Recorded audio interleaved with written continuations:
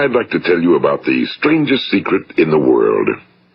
Some years ago, the late Nobel Prize-winning Dr. Albert Schweitzer was being interviewed in London, and a reporter asked him, "Doctor, what's wrong with men today?" And the great doctor was silent a moment, and then he said, "Men simply don't think." It's about this that I want to talk with you.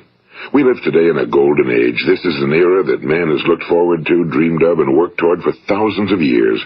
But since it's here, we pretty well take it for granted. We in America are particularly fortunate to live in the richest land that ever existed on the face of the earth, a land of abundant opportunity for everyone. But do you know what happens? Well, let's take 100 men who start even at the age of 25. Do you have any idea what will happen to those men by the time they're 65? These 100 men who all start even at the age of 25 believe they're going to be successful. If you asked any one of these men if he wanted to be a success, he'd tell you he did. And you'd notice that he was eager toward life, that there was a certain sparkle to his eye, an erectness to his carriage, and life seemed like a pretty interesting adventure to him. But by the time they're 65, 1 will be rich. 4 will be financially independent. 5 will still be working. 54 will be broke. Now think a moment. Out of the 100, only 5 make the grade. Now why do so many fail? What has happened to the sparkle that was there when they were 25? What's become of the dreams, the hopes, the plans? And why is there such a large disparity between what these men intended to do and what they actually accomplished? When we say about 5% achieve success, we have to define success. And here's the best definition I've ever been able to find. Success is the progressive realization of a worthy ideal. If a man is working toward a predetermined goal and knows where he's going, that man is a success. If he's not doing that, he's a failure. Success is the progressive realization of a worthy ideal. Rollo May, the distinguished psychiatrist, wrote a wonderful book called Man's Search for Himself. And in this book he says, the opposite of courage in our society is not cowardice. It is conformity. And there you have the trouble today. It's conformity, people acting like everyone else without knowing why, without knowing where they're going. Now think of it. In America right now, there are over 18 million people 65 years of age and older. And most of them are broke. They're dependent on someone else for life's necessities. Now, we learn to read by the time we're 7. We learn to make a living by the time we're 25. Usually by that time, we're not only making a living, we're supporting a family. And yet, by the time we're 65, we haven't learned how to become financially independent in the richest land that has ever been known. Why? We conform. And the trouble is that we're acting like the wrong percentage group, the 95 who don't succeed. Now, why do these people conform? Well, they really don't know. These people believe that their lives are shaped by circumstances, by things that happen to them, by exterior forces. They're outer-directed people. A survey was made one time that covered a lot of men, working men, and these men were asked, "Why do you work? Why do you get up in the morning?" 19 out of 20 had no idea. If you ask them, they'll say, well, everyone goes to work in the morning, and that's the reason they do it, because everyone else is doing it. Now let's get back to our definition of success. Who succeeds? The only person who succeeds is the person who is progressively realizing a worthy ideal. He's the person who says, I'm going to become this, and then begins to work toward that goal. I'll tell you who the successful people are. A success is the school teacher who's teaching school because that's what he or she wants to do. The success is the woman who's a wife and mother because she wanted to become a wife and mother and is doing a good job of it. The success is the man who runs the corner gas station because that was his dream. That's what he wanted to do. The success is the successful salesman who wants to become a top-notch salesman and grow and build with his organization. A success is anyone who is doing deliberately a predetermined job because that's what he decided to do deliberately. But only 1 out of 20 does that. That's why today there isn't really any competition unless we make it for ourselves. Instead of competing, all we have to do is create. You know, for 20 years, I looked for the key which would determine what would happen to a human being. Was there a key I wanted to know which would make the future a promise that we could foretell to a large extent? Was there a key that would guarantee a person's becoming successful if he only knew about it and knew how to use it? Well, there is such a key, and I've found it. Have you ever wondered why so many men work so hard and honestly without ever achieving anything in particular, and others don't seem to work hard and yet seem to get everything? They seem to have the magic touch. You've heard them say that about someone. Everything he touches turns to gold. And have you ever noticed that a man who becomes successful tends to continue to become successful? And on the other hand, have you noticed how a man who's a failure tends to continue to fail? Well, it's because of goals. Some of us have goals, some don't. People with goals succeed because they know where they're going. It's that simple. Think of a ship leaving a harbor, and think of it with the complete voyage mapped out and planned. The captain and crew know exactly where it's going and how long it'll take. It has a definite goal. Now, 9,999 times out of 10,000, it will get to where it started out to get. Now let's take another ship, just like the first, only let's not put a crew on it or a captain at the helm. Let's give it no aiming point, no goal, no destination. We just start the engines and let it go. I think you'll agree with me that if it gets out of the harbor at all, it will either sink or wind up on some deserted beach, a derelict. It can't go anyplace because it has no destination and no guidance, and it's the same with a human being. Take the salesman, for example. There's no other person in the world today with the future of a good salesman. Selling is the world's highest paid profession, if we're good at it and if we know where we're going. Every company needs top-notch salesmen, and they reward those men. The sky's the limit for them. But how many can you find? Someone once said the human race is fixed, not to prevent the strong from winning, but to prevent the weak from losing. The American economy today can be likened to a convoy in time of war. The entire economy is slowed down to protect its weakest link, just as the convoy had to go at the speed that would permit its slowest vessel to remain in formation.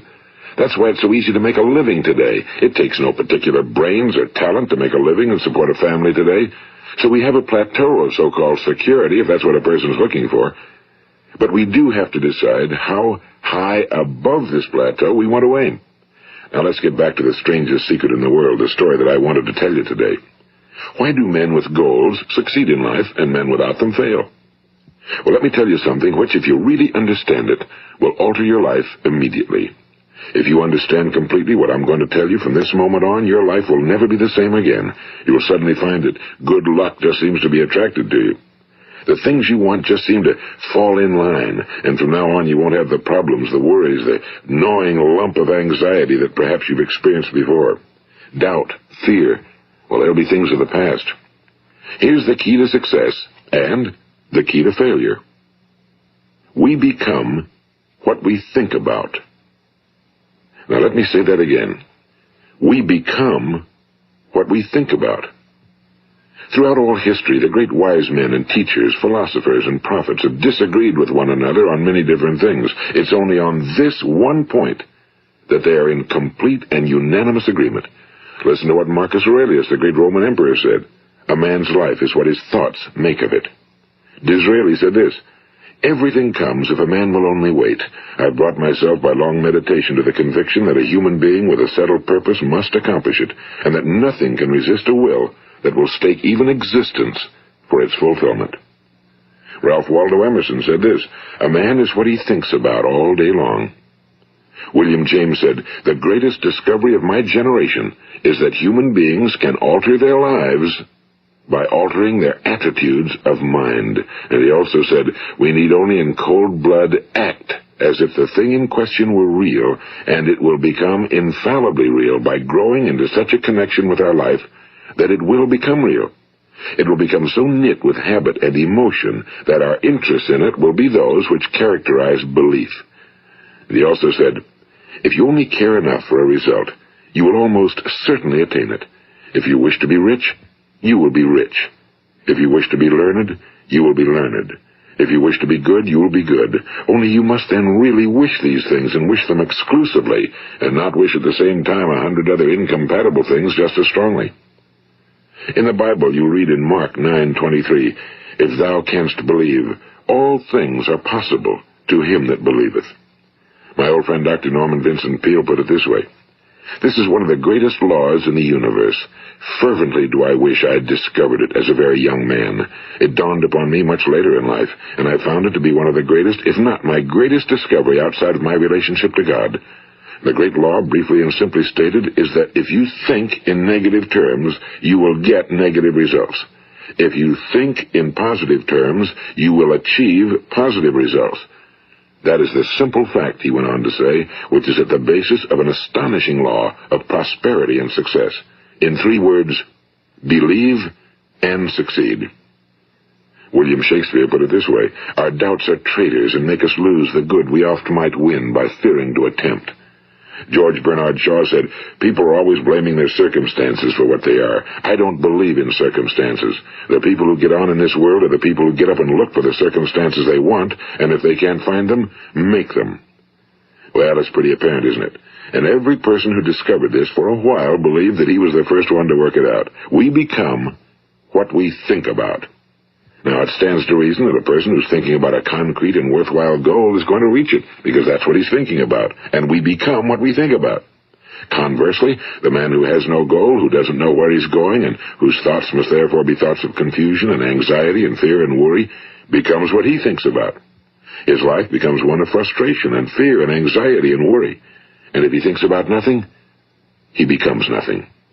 Now, how does it work? Why do we become what we think about? Well, I'll tell you how it works as far as we know. Now, to do this, I want to tell you about a situation that parallels the human mind. Suppose a farmer has some land, and it's good fertile land. Now, the land gives the farmer a choice. He may plant in that land whatever he chooses. The land doesn't care. It's up to the farmer to make the decision. Now, remember, we're comparing the human mind with the land because the mind, like the land, doesn't care what you plant in it. It will return what you plant, but it doesn't care what you plant. Now, let's say that the farmer has 2 seeds in his hand. One is a seed of corn. The other is nightshade, a deadly poison. He digs 2 little holes in the earth, and he plants both seeds, one corn, the other nightshade. He covers up the holes, waters, and takes care of the land, and what will happen? Invariably, the land will return what's planted. As it's written in the Bible, as ye sow, so shall ye reap. Now remember, the land doesn't care. It'll return poison in just as wonderful abundance as it will corn. So up come the 2 plants, one corn, one poison. Now, the human mind is far more fertile, far more incredible and mysterious than the land, but it works the same way. It doesn't care what we plant. Success, failure. A concrete, worthwhile goal, or confusion. Misunderstanding, fear, anxiety, and so on. But what we plant, it must return to us. You see, the human mind is the last great unexplored continent on Earth. It contains riches beyond our wildest dreams. It will return anything we want to plant. Now, you might say, well, if that's true, why don't people use their minds more? Well, I think they figured out an answer to that one, too. Our mind comes as standard equipment at birth. It's free, and things that are given to us for nothing we place little value on. Things that we pay money for, we value. The paradox is that exactly the reverse is true. Everything that's really worthwhile in life came to us free. Our minds, our souls, our bodies, our hopes, our dreams, our ambitions, our intelligence, our love of family and children and friends and country, all these priceless possessions are free. But the things that cost us money are actually very cheap and can be replaced at any time. A good man can be completely wiped out and make another fortune. He can do that several times. Even if our home burns down, we can rebuild it. But the things we got for nothing, we can never replace. The human mind isn't used because we take it for granted. Familiarity breeds contempt. It can do any kind of job we assign to it, but generally speaking, we use it for little jobs instead of big, important ones.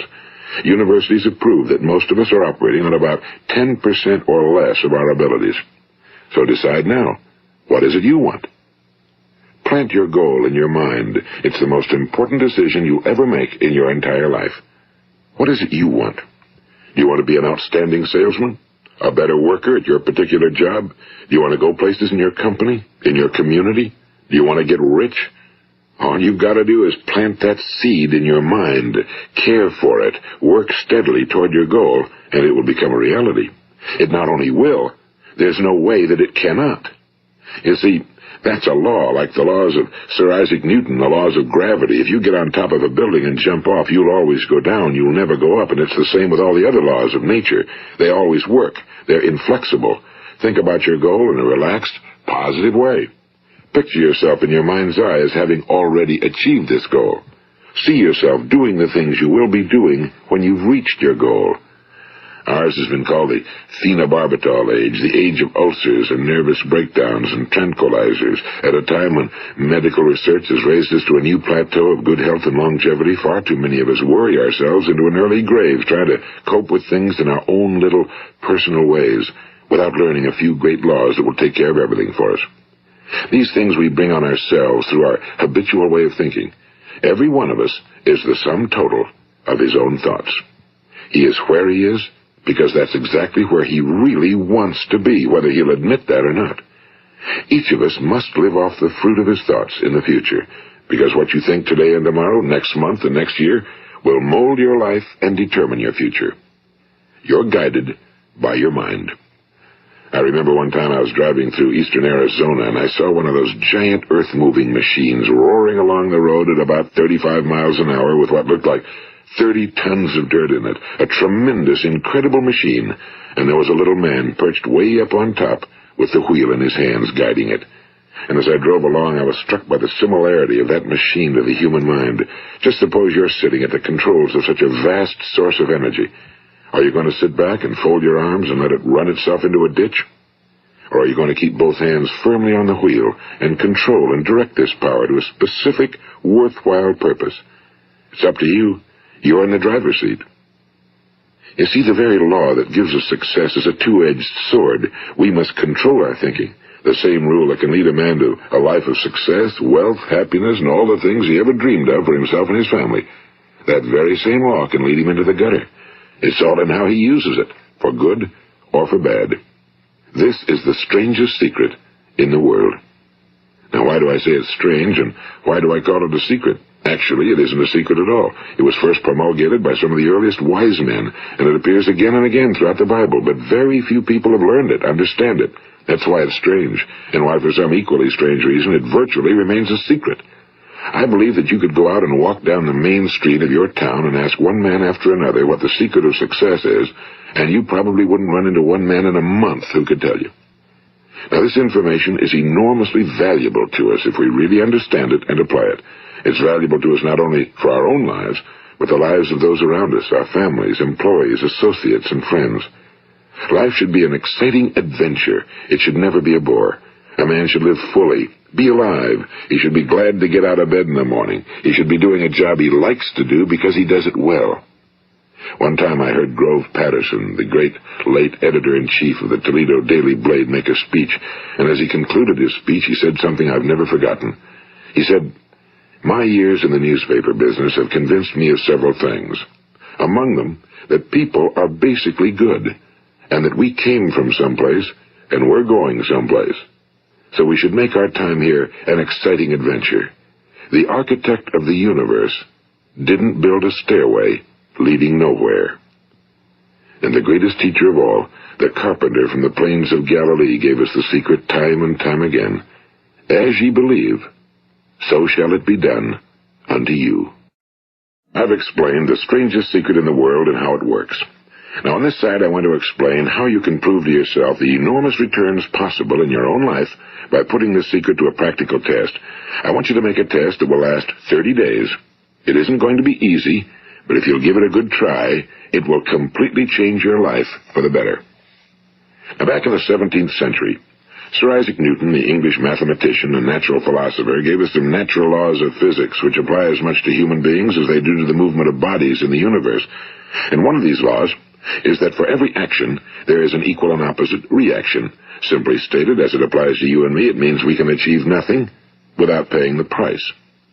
The results of your 30-day experiment will be in direct proportion to the effort you put forth. To be a doctor, you must pay the price of long years of difficult study. To be successful in selling, and remember that each of us succeeds to the extent of his ability to sell. Selling our families on our ideas, selling education in schools, selling our children on the advantages of living the good and honest life, selling our associates and employees on the importance of being exceptional people. To, of course, the profession of selling itself. But to be successful in selling our way to the good life, we must be willing to pay the price. Now, what is that price? Well, it's many things. First, it's understanding emotionally, as well as intellectually, that we literally become what we think about, that we must control our thoughts if we're to control our lives. It's understanding fully that as ye sow, so shall ye reap. Second, it's cutting away all fetters from the mind and permitting it to soar as it was divinely designed to do. It's the realization that your limitations are self-imposed and that the opportunities for you today are enormous beyond belief. It's rising above narrow-minded pettiness and prejudice. And third, it's using all your courage to force yourself to think positively on your own problem, to set a definite and clearly defined goal for yourself, to let your marvelous mind think about your goal from all possible angles, to let your imagination speculate freely upon many different possible solutions, to refuse to believe that there are any circumstances sufficiently strong to defeat you in the accomplishment of your purpose, to act promptly and decisively when your course is clear, and to keep constantly aware of the fact that you are, at this moment, standing in the middle of your own acres of diamonds, as Russell Conwell used to point out. And fourth, save at least 10% of every dollar you earn. It's also remembering that no matter what your present job, it has enormous possibilities, if you're willing to pay the price.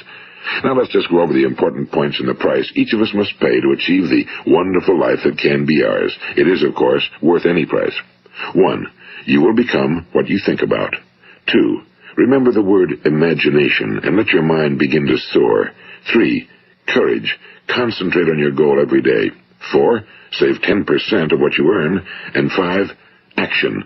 Ideas are worthless unless we act on them.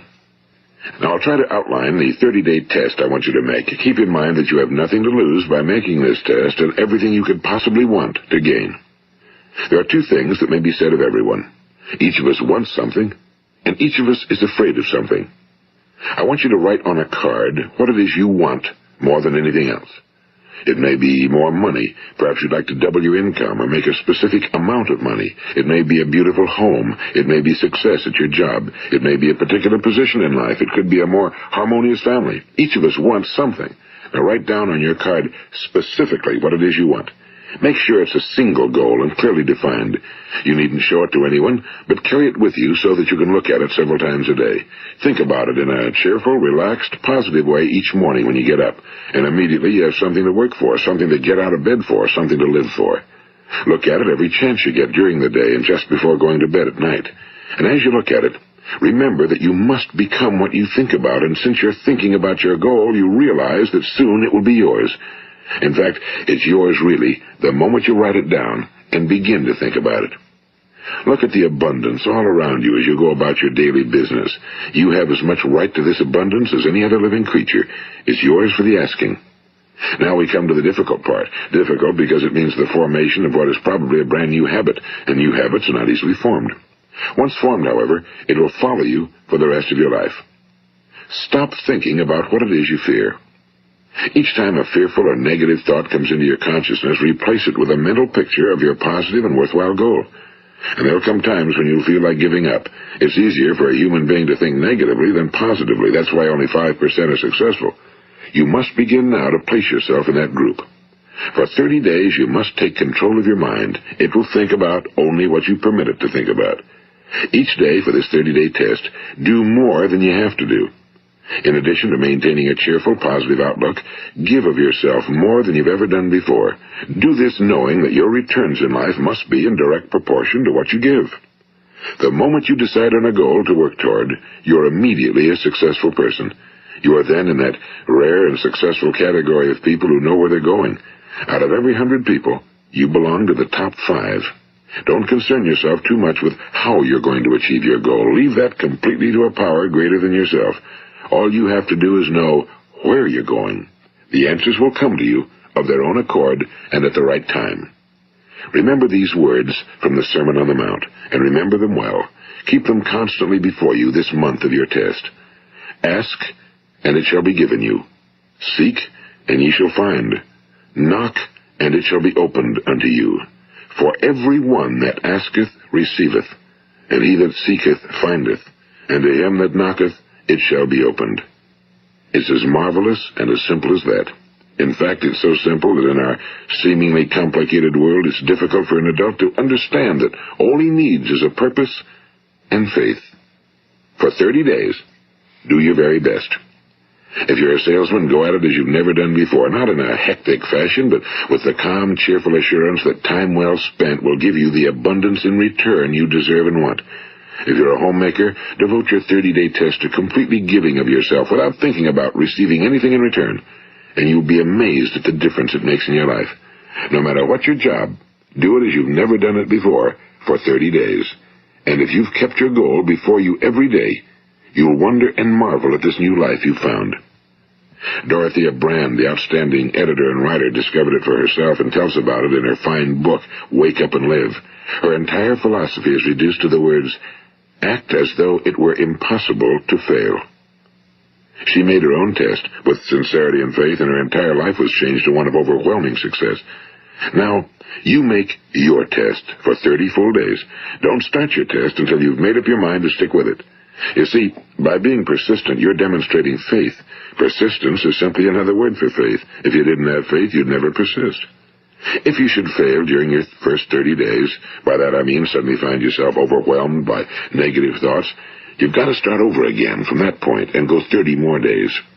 Gradually, your new habit will form until you find yourself one of that wonderful minority to whom virtually nothing is impossible. And don't forget the card. It's vitally important as you begin this new way of living. On one side of the card, write your goal, whatever it may be. On the other side, write the words we've quoted from the Sermon on the Mount. Ask, and it shall be given you. Seek, and ye shall find. Knock, and it shall be opened unto you. Nothing great was ever accomplished without inspiration. See that during these crucial first 30 days, your own inspiration is kept at a peak. And above all, don't worry. Worry brings fear, and fear is crippling. The only thing that can cause you to worry during your test is trying to do it all yourself. Know that all you have to do is hold your goal before you. Everything else will take care of itself. Remember also to keep calm and cheerful. Don't let petty things annoy you and get you off course. Now, since making this test is difficult, some will say, why should I bother? Well, look at the alternative. No one wants to be a failure. No one really wants to be a mediocre individual. No one wants a life constantly filled with worry and fear and frustration.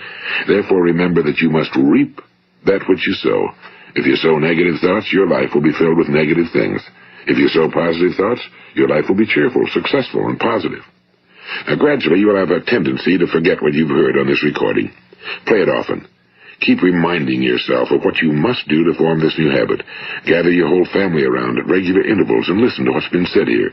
You know, most men will tell you that they want to make money without understanding the law. The only people who make money work in a mint. The rest of us must earn money. This is what causes those who keep looking for something for nothing or a free ride to fail in life. The only way to earn money is by providing people with services or products which are needed and useful. We exchange our time and our product or service for the other man's money. Therefore, the law is that our financial return will be in direct proportion to our service. Now, success is not the result of making money. Making money is the result of success, and success is in direct proportion to our service. Most people have this law backwards. They believe that you're successful if you earn a lot of money. The truth is that you can only earn money after you're successful. It's like the story of the man who sat in front of the stove and said to it, give me heat, and then I'll add the wood. How many men and women do you know, or do you suppose there are today, who take the same attitude toward life? There are millions. We've got to put the fuel in before we can expect heat. Likewise, we've got to be of service first before we can expect money. Don't concern yourself with the money. Be of service, build, work, dream, create. Do this and you'll find there's no limit to the prosperity and abundance that will come to you. Prosperity, you know, is founded upon a law of mutual exchange. Any person who contributes to prosperity must prosper in turn himself. Sometimes the return will not come from those you serve, but it must come to you from someplace, because that's the law. For every action, there is an equal and opposite reaction. As you go daily through your 30-day test period, remember that your success will always be measured by the quality and quantity of service you render, and money is a yardstick for measuring this service. No man can get rich himself unless he enriches others. Now, there are no exceptions to a law. You can drive down any street in America and from your car estimate the service that's being rendered by the people living on that street. Had you ever thought of this yardstick before? It's interesting. Some, like ministers and priests and other devoted people, measure their returns in the realm of the spiritual, but again, their returns are equal to their service. Once this law is fully understood, any thinking person can tell his own fortune. If he wants more, he must be of more service to those from whom he receives his return. If he wants less, he has only to reduce his service. This is the price you must pay for what you want. If you believe you can enrich yourself by deluding others, you can end only by deluding yourself. It may take some time, but just as surely as you breathe, you'll get back what you put out. Don't ever make the mistake of thinking you can avert this. It's impossible. The prisons and the streets where the lonely walk are filled with people who tried to make new laws just for themselves. We may avoid the laws of man for a while, but there are greater laws that cannot be broken. An outstanding medical doctor recently pointed out 6 steps that will help you realize success. 1. Set yourself a definite goal.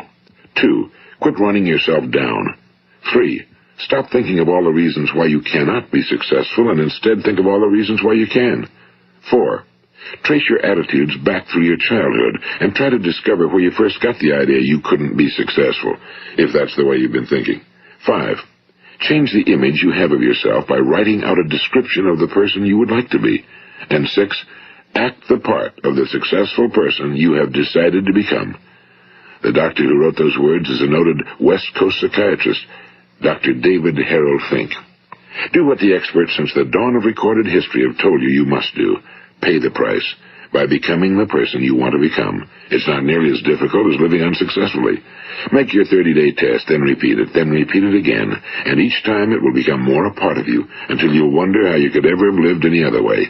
Live this new way and the floodgates of abundance will open and pour over you more riches than you may have dreamed existed. Money? Yes, lots of it.